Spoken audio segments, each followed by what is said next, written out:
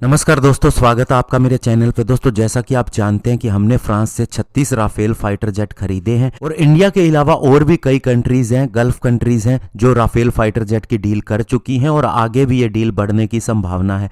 और अभी इंडोनेशिया ने 42 राफेल फाइटर जेट की डील की है फ्रांस के साथ में। तो ऐसे में दोस्तों, इससे इंडिया पर क्या इफेक्ट पड़ेगा, क्या इंडिया इस दौड़ के अंदर पीछे रह गया है, आज इसी के ऊपर बात करेंगे। चलिए दोस्तों, शुरू करते हैं।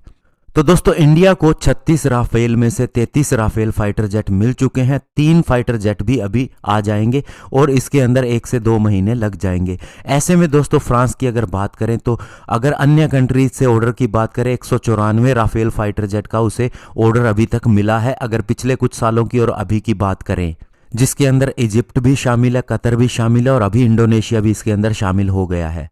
तो ऐसे में दोस्तों, जब ऑर्डर बढ़ा है तो डसोल्ट एविएशन ने भी अपनी क्षमता को बढ़ाना शुरू कर दिया है। यानी कि जो इसका एक प्लांट है मैरिग्नैक, जो कि बोर्डोक्स के अंदर साउथ वेस्टर्न फ्रांस के अंदर स्थित है, जहां पर अभी की क्षमता 22 फाइटर जेट एक साल के अंदर बनाने की है, इसे अब 30 तक करने का प्रयास किया जा रहा है। और फ्रांस को यह भी उम्मीद है कि आने वाले सालों में उसे और भी राफेल फाइटर जेट का ऑर्डर मिलेगा। और जैसा कि दोस्तों आप जानते हैं कि इंडिया को भी 114 फाइटर जेट खरीदने हैं, जो कि दोस्तों मल्टी रोल फाइटर एयरक्राफ्ट होंगे। तो ऐसे में दोस्तों, अभी तो इसके लिए रिक्वेस्ट फॉर प्रपोजल भी जारी नहीं हुआ है, लेकिन इंडिया को ये खरीदने जरूर है। इसके बारे में भी एयरफोर्स चीफ कह चुके हैं। लेकिन दोस्तों, इस डील के तहत इंडिया को ये फाइटर जेट इंडिया के अंदर ही बनवाने हैं, यानी कि इसके लिए टेक्नोलॉजी ट्रांसफर का भी प्रावधान होगा। तो ऐसे में आप मान सकते हैं कि डसोल्ट की प्रोडक्शन लाइन इंडिया के अंदर लगेगी। लेकिन फिर भी दोस्तों, इन फाइटर जेट को इंडिया को डिलीवर करने में कम से कम 5 से 7 साल लग जाएंगे।